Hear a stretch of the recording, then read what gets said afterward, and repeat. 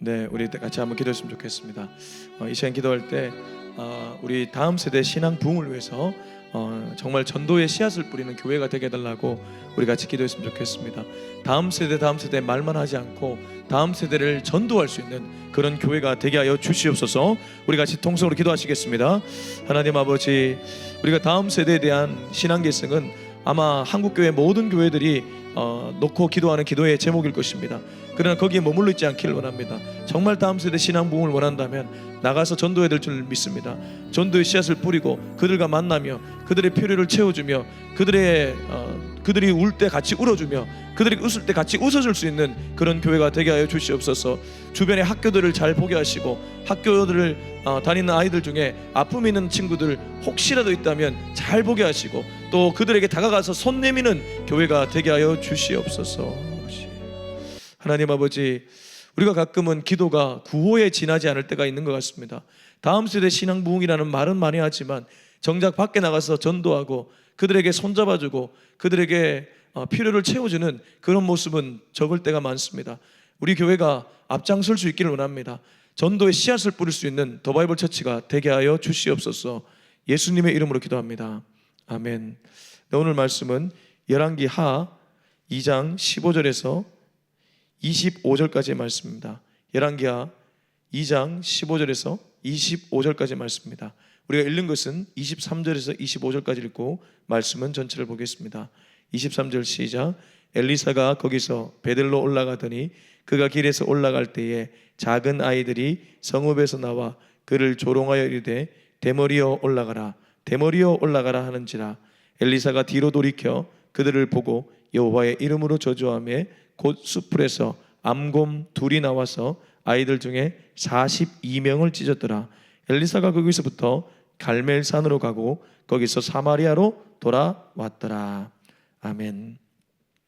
우리가 간혹 마음에 들지 않는 사람이 중요한 자리에 리더로 서게 되면 그 불편한 마음을 토로하게 될 때가 있습니다. 이른바 대통령이 내 마음에 들지 않는 사람이 되었을 때 얼마나 잦은 비난을 하게 됩니까? 목회자도 그렇습니다. 어떤 교회, 이름난 교회에 내가 원치 않는, 아니면 내가 좀 별로 좋아하지 않는 그런 사람들이 리더가 되면 자기도 모르게 비난이나 비판을 하게 될 때가 있죠. 근데 제가 깨닫는 것이 있습니다.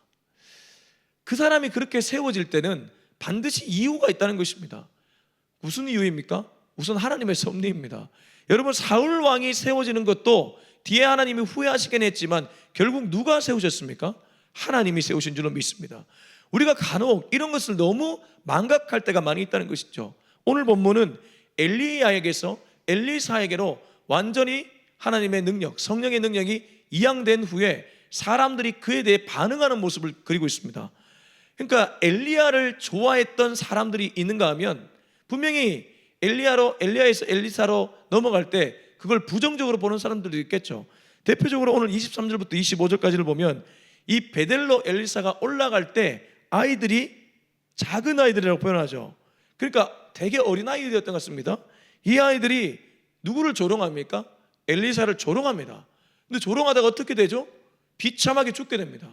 그리고 우리가 이 본문을 읽을 때 어떤 생각이 드냐 하면 하나님 왜 이렇게 잔인하신가? 아무리 애들이 멋모르고 조롱했다고 할지라도 암곤 둘로 애들을 이렇게 죽일 수가 있는가? 여러분, 몇 명 죽었습니까? 42명 죽었습니다. 하나님은 잔인한 하나님입니까? 우리가 그렇게 해석하면 성경 완전 잘못 이해하는 것입니다. 여기 엘리사에 대해서 조롱한 것은 사실은 신의 섭리에 대항한 것이나 마찬가지입니다. 비록 이 아이들이 아이들이지만 하나님은 일벌백계 분명하게 질서를 세우고 있다는 것입니다. 여러분, 우리가 그래서 하나님의 섭리에 대해서 이러쿵저러쿵 말하는 게 굉장히 조심스럽다는 것을 좀 우리가 알고 오늘 이 본문 읽어 나갔으면 좋겠습니다. 15절부터 18절까지 같이 한번 읽었으면 좋겠습니다. 시작. 맞은편 여리고에 있는 선지자의 제자들이 그를 보며 말하기를 엘리야의 성령이 하시는 역사가 엘리사 위에 머물렀다 하고 가서 그에게로 나아가 땅에 엎드려 그에게 경배하고 그에게 이르되 당신의 종들에게 용감한 사람 50명이 있으니 정하건대 그들이 가서 당신의 주인을 찾게 하소서. 염려하건대 여호와의 성령이 그를 들고 가다가 어느 산에나 어느 골짜기에 던지셨을까 하나이다 하니라. 엘리사가 이르되 보내지 말라 하나 무리가 그로 부끄러워하도록 강청함에 보내라 한지라. 그들이 50명을 보냈더니 사흘 동안을 찾되 발견하지 못하고 엘리사가 여리고에 머무는 중에 무리가 그에게 돌아오니 엘리사가 그들에게 이르되 내가 가지 말라고 너희에게 이르지 아니하였느냐 하였더라. 여러분, 이 말씀을 보면 얼핏 보면 엘리사에 대한 존중이 보이지만 아니요, 밑에는 엘리사에 대한 의심이 있는 것입니다. 왜 그러냐 하면 맞은편 여리고에 있는 선지자의 제자, 앞서 엘리야가 떠나라고 할 때 떠나지 않고 머물렀던 지역 중에 하나가 여리고였죠. 그 여리고에 있는 선지 생도들이 엘리야가 해오리 바람 타고 올라가고 그의 능력이 엘리사에게 머물러 있는 것을 보았습니다. 그래서 얼핏 보면 경배합니다. 15절 끝을 보십시오. 가서 그에게로 나아가 땅에 엎드려 그에게 경배를 하죠. 그러면 경배를 했다면 이제 하나님이 엘리야에게서 엘리사로 건의를 이양시켜 주셨구나, 우리가 이 사람을 통해 앞으로 이 사람을 따라가면 되겠구나, 이렇게 받아들이면 될 텐데, 뒤에 보면 16절 그에게 이르되 당신의 종들에게 용감한 사람 50명이 있으니 청하건대 그들이 가서 당신의 주인을 찾게 하소서. 이 무슨 말입니까? 우리에게 50명의 용감한 사람이 있으니까 우리가 엘리야를 찾도록 허락해달라, 그 얘기를 하고 있다는 것입니다. 여러분, 지금 엘리야 어디 갔습니까? 해오리 바람 타고 하늘로 올라갔습니다. 하나님이 하늘로 데려갔습니다. 근데 엘리사에게 분명히 능력이 그에게 이양된 것을 보았지만 여전히 그들은 엘리야가 주변에 혹시나 떨어졌을 수 있으니까 시체 찾으러 가겠다. 여러분, 이거 달리 말하면 하나님을 믿지 않는 것이나 다름없습니다.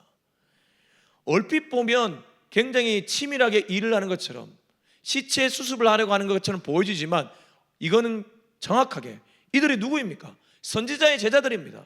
근데 이들이 하나님의 역사를 믿지 않고 하나님의 건의에 대항하고 있는 것이나 마찬가지입니다. 근데 겉으로는 어떻습니까? 경배하고 정중하게 말을 하고 있다는 것입니다. 우리가 리더십을 대할 때 겉으로는 아유 안녕하세요, 속으로 딴 생각할 때 많지 않습니까? 지금 이들이 정확하게 그러합니다. 염려하건대 여호와의 성령이 그를 들고 가다가 어느 산에는 어느 골짜기에 던지셨을까 하나이다 하니라. 여러분, 말이 안 되는 말을 하고 있습니다. 왜 그렇습니까? 염려는 하나님이 준 씨앗이 아닙니다. 사탄이 준 씨앗들이 대부분 염려입니다. 왜 그렇습니까? 신약에도 보면 예수님이 내일 일을 뭐 하지 말라고 했죠? 염려하지 말라고 했습니다. 너는 먼저 그의 나라와 그의 의를 구하라고 했습니다. 염려할 시간에 먼저 하나님을 구하라고 했던 것이죠. 왜 이게 말이 안 되는 얘기냐면 염려도 그렇지만 뒤에 보면 여호와의 성령이 그를 들고 가다가 어느 산에는 어느 골짜기에 던지셨을까나이다. 여러분, 성령이 엘리야를 던질 뿐입니까? 한번 생각해 보십시오. 진짜 성령이라면 엘리야를 들고 가다가 던지겠습니까? 말이 안 되는 얘기를 선지 생도들이 하고 있는 것입니다. 그래서 이건 엘리사의 건의를 인정하지 않는 일이자 동시에 하나님의 건의를 인정하지 않는 것입니다. 여러분, 부족하지만 하나님이 세우신 리더십, 분명히 하나님이 세우셨다면 그 건의를 받아들이시기 바랍니다. 그건 하나님의 건의를 받아들이는 것 같습니다. 그래서 이들이 강청을 합니다. 어느 정도로 강청하냐 하면 엘리사가 부끄러워할 정도로, 왜 우리가 돈을 받지 않으려고 하면 부끄러울 정도로 계속 내밀면 그 사람 손이 부끄러울까 봐 받는 경우가 있지 않습니까? 그리고 뒤로 다르게 좀 챙겨주는 경우가 있지 않습니까? 지금 엘리사가 딱 그렇죠. 17절을 보니까 무리가 그로 엘리사로 부끄러워하도록 강청하며 그래 가봐라, 그래 해서 보냈는데 결과 무엇입니까? 사흘 동안을 찾지만 수색을 하지만 아무것도 발견하지 못합니다. 인간들의 깨로 엘리야의 시체를 수습하러 갔다가 하나님이 분명히 하늘로 그의 몸을 옮기셨음에도 불구하고 믿지 않고 가다가 이러한 결과를 맞닥뜨리게 되었다는 것입니다. 자, 이래서 엘리사에 대한 건의가 한번 손상되는 그런 모습이 그려지는데 다음 구절도 똑같습니다. 우리 19절부터 22절까지 한번 읽어보겠습니다. 시작. 그 성읍 사람들이 엘리사에게 말하되 우리 주인께서 보시는 바와 같이 이 성읍의 위치는 좋으나 물이 나쁨으로 토산이 익지 못하고 떨어지나이다. 엘리사가 이르되 세 그릇에 소금을 담아 내게로 가져오라 하며 곧 가져온지라.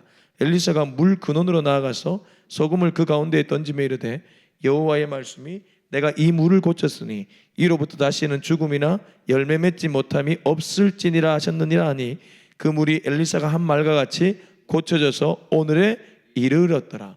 얼핏 보면 엘리사가 기적을 일으킨 장면 같습니다. 뭐냐 하면 그 성읍 사람들, 아마도 여리고의 성읍이겠죠. 여리고의 성읍 사람들이 엘리사에게 말하되 우리 주인께서, 이들도 굉장히 교양 있게 말하고 있습니다. 엘리사를 우리 주인으로 표현하고 있습니다. 그만큼 겉으로는 엘리야의 능력을 받은 엘리사에 대한 존중을 보이죠. 근데 기적 보여달라고 말하는 거예요. 어떤 기적요? 우리에게는 물이 있는데 이 물이 위치는 좋으나 수질이 나쁘다. 그래서 토산이 익지 못한다. 무슨 말입니까? 이 물이 너무 안 좋다는 거예요. 예를 들면 우리가 왜 식용수로 못 쓰는 그런 물들 있잖아요. 그런 물이었던 것 같아요. 근데 이게 왜 엘리사의 건의에 대한 도전이었냐면, 여러분, 이 유대인들이 원래 되게 좋아했던 인물이 하나 있습니다. 다윗도 있지만 그 앞단에 아브라함이라는 사람이 있고 모세라는 사람이 있었습니다. 여러분 기억나시죠? 아브라함 이후에 모세가 뭘 했습니까? 출애굽을 했습니다. 출애굽을 할 때 두 가지의 중요한 사건이 있습니다. 첫 번째는 마지막 출애굽 이후에 앞에 홍해가 있고 뒤에 애국 군대가 추격해 올 때 홍해가 갈라집니다. 앞서 엘리사도 엘리야의 능력을 받자마자 뭘 갈라냈냐면, 여러분 14절 한번 보실까요? 14절 보시면 엘리야가 올라가면서 떨어뜨린 그 겉옷 가지고 이리저리 치니까 어떻게 됐죠? 물이 갈라졌습니다. 똑같이 모세가 홍해를 갈랐죠. 그리고 여기에 보면 물이 나쁘다고 했죠. 엘리사가 그 물에 소금을 넣습니다. 그랬더니 물 건너러 가서 소금 넣으니까 어떻게 되었습니까? 이 물이 고쳐져서 이후로는 죽음이나 열매 맺힘이 없어지고 오히려 굉장히 열매를 맺는 좋은 물로 바뀌었습니다. 모세가 출애굽을 하고 홍해를 가른 후에 광야에 들어갔을 때 마라를 만납니다. 마라의 쓴물 기억나십니까? 그 마라의 쓴물을 단물로 바꿔내는 기적을 일으키죠. 그때도 이스라엘 백성들이 불평합니다. 근데 모세가 쓴물을 단물로 바꿔내죠. 그러니까 지금 엘리사에게 뭘 요구하는 것입니까? 당신이 엘리야와 같은 그런 능력을 가졌다면, 당신이 모세와 같은 능력을 가졌다면 이거 바꿔봐, 이 말입니다. 이거. 그러니까 지금 끊임없이 엘리사에 대해 검증하고 있다는 것입니다. 누가 누구를 검증한단 말입니까? 이미 이 사람은 하나님이 엘리야 다음으로 선택한 사람이었습니다. 근데 이 하나님이 선택한 사람에 대한 권위를 계속해서 검증하고 있으니 누가 누구를 검증한단 말입니까? 인간의 교만이 이렇다는 것입니다. 자, 마지막입니다. 마지막 23절부터 25절까지 읽어보겠습니다. 시작. 엘리사가 거기서 베들로 올라가더니 그가 길에서 올라갈 때 작은 아이들이 성읍에서 나와 그를 조롱하여 이르되 대머리여 올라가라, 대머리여 올라가라 하는지라. 엘리사가 뒤로 돌이켜 그들을 보고 여호와의 이름으로 저주하며 곧 숲풀에서 암곰돌이 나와서 아이들 중에 42명을 찢었더라. 엘리사가 거기서부터 갈멜산으로 가고 거기서 사마리아로 돌아왔더라. 이제 엘리사가 왔던 길 다시 되돌아가죠. 앞서 어디였죠? 길갈에서 베델에서 여리고에서 요단으로 갔죠. 거꾸로 요단에서 지금 여리고에서 어디로 가고 있습니까? 베델로 가고 있습니다. 근데 이 베델에서 어린 아이들을 만나게 되는데 이 작은 어린 아이들이 엘리사의 등을 대고 조롱을 합니다. 왜 그러냐면 엘리사는 엘리야와 달리 머리가 대머리였습니다. 그러니까 외모가 초라했다는 것입니다. 외모가 초라한 사람이 리더가 되니까 마음에 안 드는 거예요. 특별히 어린 아이들이 그런 것 더 눈여겨보잖아요. 그래서 대머리여 대머리가 올라가는구나 이렇게 조롱을 하다가 이 애들이 암곰 둘한테 찢겨 죽게 됩니다. 무려 42명이 조롱하다가 죽게 되었다는 것입니다. 여러분, 이게 그래서 어린아이들의 죽음이라고 우리가 되게 불쌍하게 보거나 하나님의 잔인함으로 읽을 때가 덜어 있는데, 그게 아니라 지금 이 아이들도 외모로 사람을 판단하고 있고 하나님의 권위, 하나님의 섭리를 부정하고 있는 것입니다. 하나님이 엘리야와 엘리사를 통해 지금 역사를 써내려가려고 하는데 앞에 여리고의 선지 생도들도 그렇고 그리고 여리고 성읍 사람들도 그렇고 여기 베델에 있는 아이들도 그렇고 모두 다 엘리사의 권위를 부정하고 하나님의 섭리를 부정하고 있다는 것입니다. 그래서 이 아이들이 죽은 것은 어떤 의미에서 지금 이 시대를 살아가는 우리들에게도 강력하게 보내주는 메시지라는 것입니다. 아이들의 죽음 너무 안타깝죠. 그러나 이 죽음을 통해서 이 시대에도 울림을 주고 있는 것이고 지금 시대에도 울림을 주고 있다는 것입니다. 그래서 제가 설교 서두에 내가 마음에 들지 않는 사람이 비록 지도자가 됐을지라도 그게 세우신 분이 하나님이라면 우리는 그 사람이 싫더라도 하나님의 권위에 순종할 수 있는 그런 믿음을 가져야 된다는 것입니다. 여러분, 이 믿음이 저와 여러분에게 있기를 축복합니다. 함부로 세움받은 지도자에 대해서 이러쿵저러쿵 말하지 마십시오. 위험한 일입니다. 그렇게 했다가 오히려 우리가 할을 당할 수 있다는 것입니다. 우리는 철저하게 하나님의 섭리에 대한 순종을 마땅히 보여야 될 줄 믿습니다. 그게 오늘 우리가 이 본문을 통해 배울 수 있는 교훈인 줄 믿습니다. 우리 같이 한번 기도했으면 좋겠습니다.